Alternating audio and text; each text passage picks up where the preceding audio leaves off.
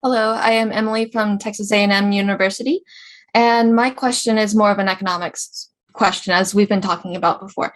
How can we encourage factories and companies in poor areas to prioritize the health of the local environment when the nature of business is to prioritize lowest cost and margin of a net zero profit margin? This is topped with the natural tendencies of human nature to prioritize greed above all else, profit over regulation. I didn't get the part about the local stuff. You may please need to repeat the question. My apologies. How can we encourage factories and companies in poorer areas to prioritize the health of the local environment when the nature of the business is to prioritize the lowest cost and maintain a net zero profit margin? This is topped. Okay, I got it. This is okay. You see, I don't think, again, continuing in the same vein, I don't think you can tackle this in isolation. Though you could bring about suitable legislation, you could treat, for example, the climate as a person, and the climate could have its own rights, just as there are fundamental rights given to persons. Similarly, treat the climate as a person and give it rights. And if those rights are violated, there would be penalties. So that's a route you could take, and that's an effective route that should be taken. But I don't think even this is going to be very effective. Right? It must be done. But even if done, it will have limited effectiveness. Though it's one of the things that we should begin with. Recently, a South American country brought about changes in its constitution. They actually overhauled their entire constitution, and the constitution is now almost founded on giving great rights to the climate, to the various animal and bird species, and it's a document worth emulating. I think a lot of countries in the coming years will take inspiration from it, and actually need to take inspiration from it. So that could be done. But profit is profit, greed is greed, and when we do not respect the rights of sentient beings, people in flesh and blood we can see and talk to, how will we respect the rights of something a little abstract as the climate? The climate is not going to come and talk to you and plead to you as a person, and the climate is not going to sue you on its own. Somebody needs to act on behest of the climate as a proxy. So I don't think we are going to be very respectful towards the climate on our own, even though the right legislations are important and must be there. So what to do then? You need to tell people. There has to be the right kind of knowledge. What is happening is, we are in the middle of an information revolution, right? We all know we are. But this information revolution has not increased knowledge. It has not increased knowledge, and for sure it has decreased wisdom. Why? Because there is so much information available to us. This part we see. What we do not see is that the opportunity to disseminate misinformation is now greatly available to the miscreants. So you get a lot of information today, several hundred times more than what you used to get 30 years back. But most of what we are getting now is misinformation or disinformation or false information or misleading information or distracting information. So the result is that the quality of our knowledge has greatly fallen. And knowledge is what forms our insides. On the outside, we are made of food, air, water, flesh, bones. On the inside, we are made of knowledge. And the knowledge that constitutes our insides has become all corrupted. So what will happen is that there is this factory, and this factory is harming the health of the local environment, as you said. Right? But people have been taught that comfort and greed are more important. More important than the health of the environment. That needs to change. Is it okay if I add on?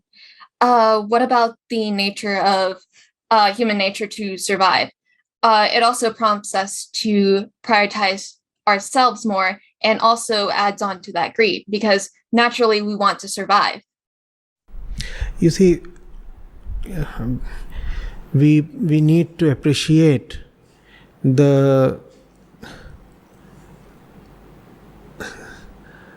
nature of the beast within more clearly. There was this COVID pandemic, and people knew that if they would behave in certain ways, they may even die. Did they still behave rationally? The climate crisis does not even threaten you that much. Nobody will say that if the climate keeps worsening, then by next year, 35% of the world's population will be wiped out. So when it comes to having a good time, when it comes to having pleasure, the beast within is prepared to trade long-term wellness for instant gratification. Long-term wellness can wait. After all, we do not know whether we would be around in the long term. And somebody said in the long term we are all dead. Anyway. Yes. So why not have a good time as long as it lasts? So that's how the... please. Yes, you have also mentioned that how with the skin condition, if it doesn't affect us directly, we more than likely won't see it. And I'm thinking that this is also what you're trying to infer with the climate crisis. We can't really see it directly, so therefore it's easier for us to ignore it and push it aside. So let me add, let me ask you, what is it that we can see directly? You cannot, for example, see at this moment the carbon dioxide concentration in the air increasing. We cannot see that. We don't even actually have instruments to measure that. The common man does not have that. But what is it that we can see worsening on a daily basis, and we are also concerned about? What is that? The rising temperatures, with this current heat wave that's going on right now, and then also in the past, we've also had a snowstorm in this area. So it's also, we could see the issues going on too. You see, the opposite is also sometimes evident. There are places on the planet that are having harsher winters.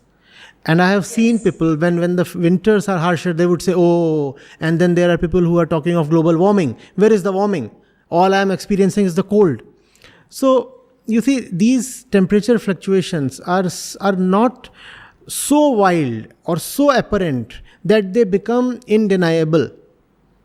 When we want to stay in the false, when we want to deceive ourselves, we get enough evidence to stay in that deception. The proof of global warming or climate change is still not irrefutable for those who are hell-bent on denying them. We very well know, there is a huge community of climate deniers that exists, and who keep saying that all this anthropological global warming thing is a hoax. It does not exist at all.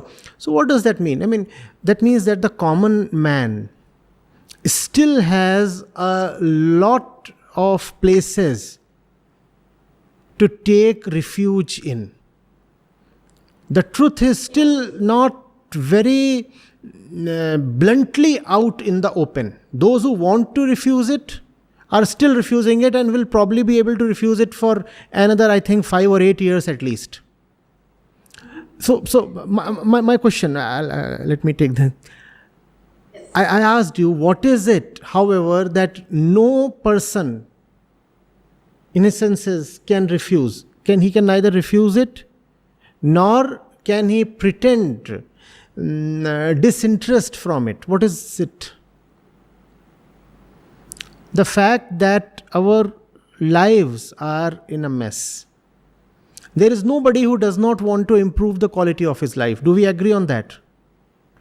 Every single person on this planet wants change in his or her life. And what is that change all about? That change is about improvement. We want to have a better life. What does that prove? We acknowledge that our lives as they stand have problems in them. Otherwise, why would we want to change or improve? No, we are all looking for change. We get up each morning and we say, can we have something better? Can we reach a better place? Can we do something better? Whatever. Can we eat something better? So if we can show this to the person and impress on him that you need to be better, your life needs to change, then I think the climate crisis can also be addressed. With the common man example, how you give the term global warming, and then others would be like, how is it warming whenever it's freezing cold? They fail to take into account the destruction of the ozone layer, which protects us from extreme heat. It protects us from freezing winters. It protects us from these extremes, and they fail to recognize these issues that's going on due to the breakdown of the ozone layer. I'm a part of certain WhatsApp groups of intellectuals, people coming from technological backgrounds, working in tech companies, having good tech knowledge and good numerical skills, and decently well-informed people. And there is a sizable lobby there that presents very, very logical proofs backed by data and stats to prove that, first of all, climate change is not happening. Secondly, if it is happening, it is not happening due to human activity. It is just something in the cycle of natural events. It keeps happening all the time. Thirdly, even if it is happening due to human activity, it is actually beneficial for the planet, because more carbon dioxide means more greenery. And these are not arguments coming from illiterate or mindless people.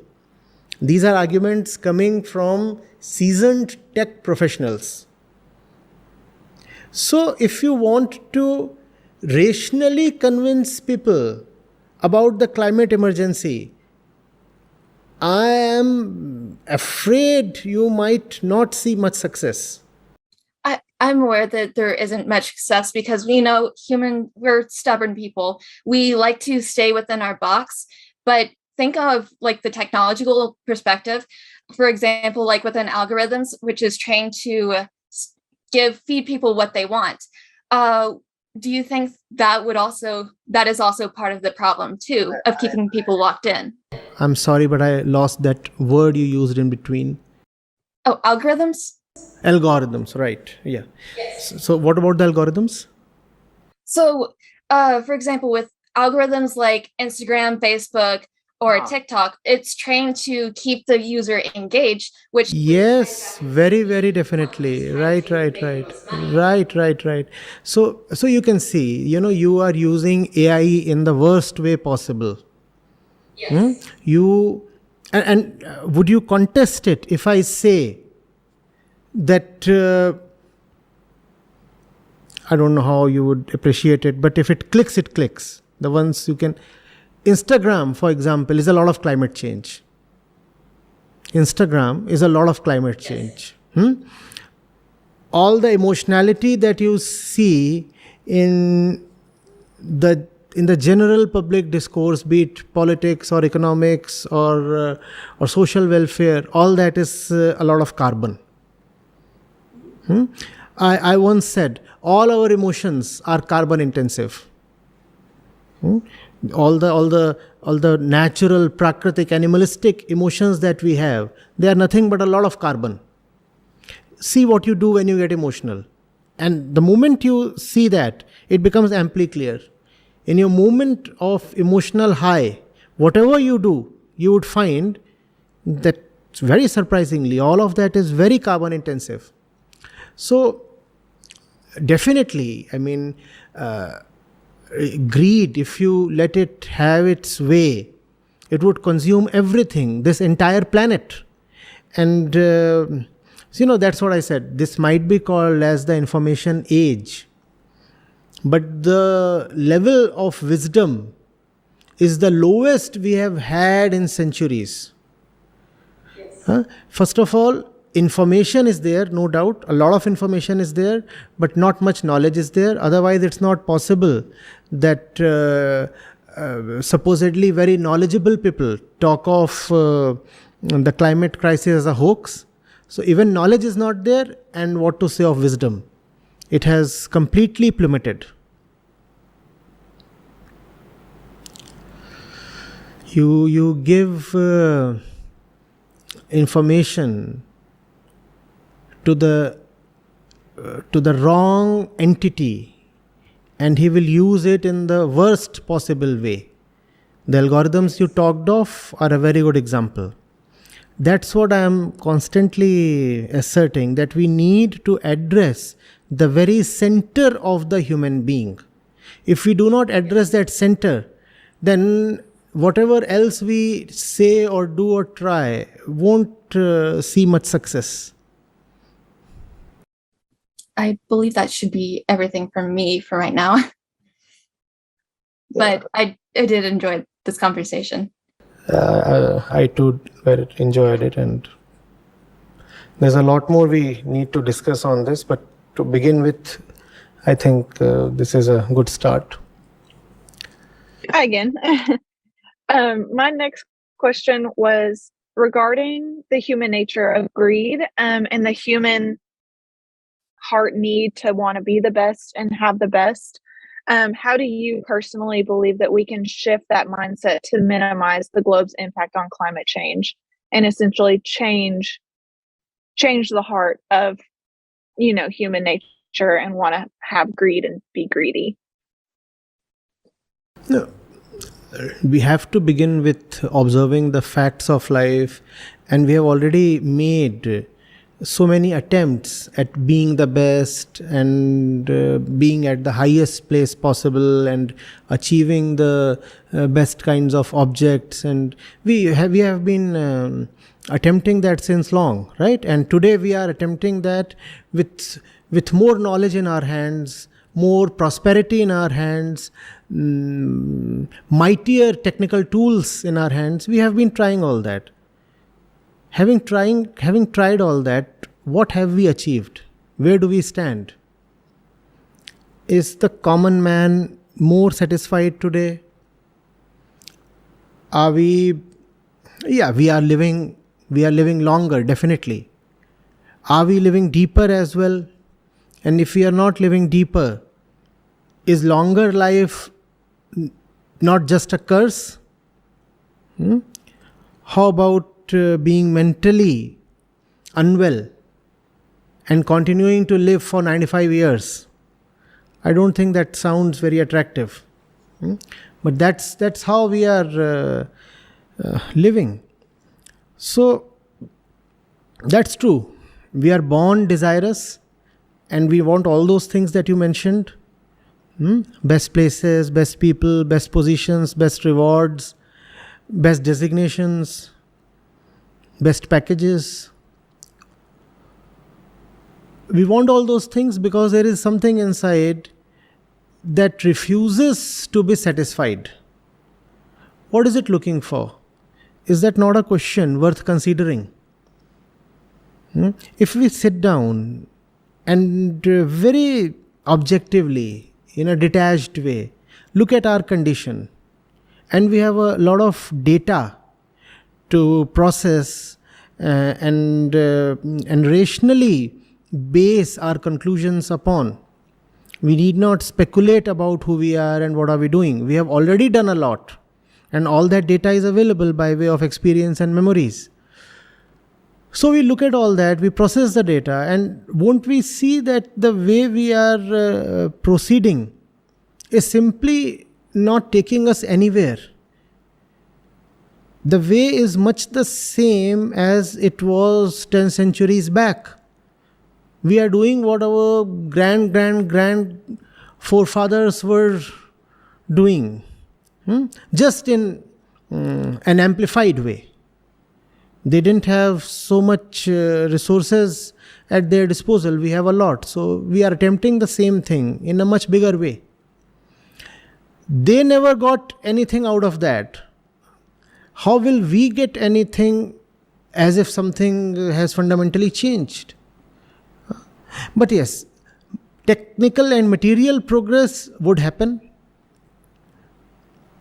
And material progress does have a value of its own. So, to the extent that can satisfy us, we'll do well.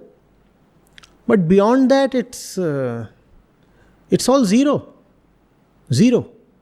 In fact, when you have a lot of material success and you are still empty within, I fear the situation is worse compared to that of the person who is even materially insufficient.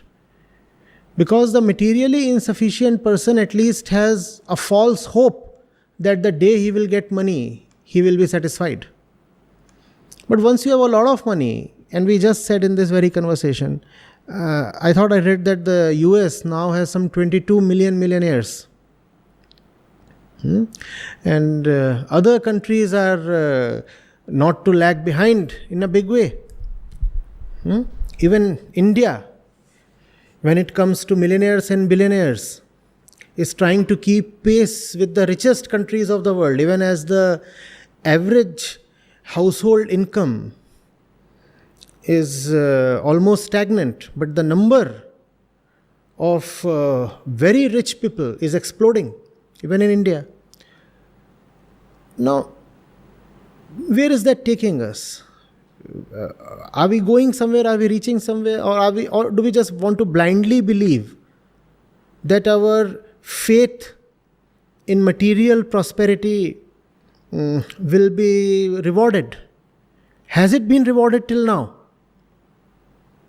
The answer cannot be in binary. Material prosperity has helped, but where? In which dimension? We must carefully investigate. Yes, today we have fewer diseases. We don't die of polio. We don't die of being, killed by predators. People are not dying so much having been bitten by snakes or chased by lions. Those things are not happening, right?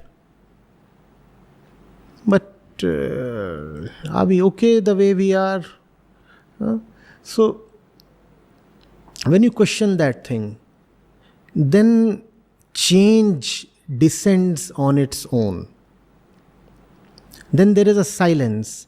Then the insane flow of energy towards blind destinations, that flow just tempers down a little. We do not remain very excited towards all those places we usually are. And in that mellowing down of excitement, we find a concentration of energy. Because that excitement is nothing but dissipation of our life energy at 40 useless places. When excitement and energy are withdrawn from those places because those places are seen as useless, then there is a concentration of energy. And that concentration then helps us overcome the real obstacles towards right living.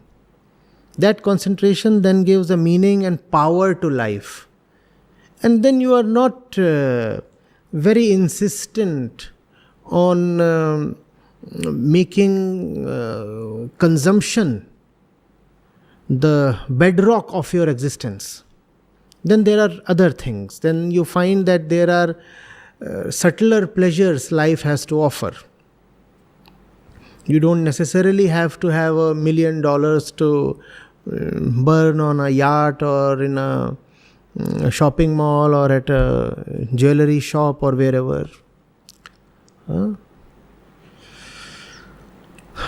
See, none of this that I'm saying is idealistic. It is not spiritual in the conventional sense. It is also not idealistic. I'm talking practical common sense. I'm talking of something that is very, very applicable. It can be executed. It must be executed. And it's not an idea. It's a blueprint for action.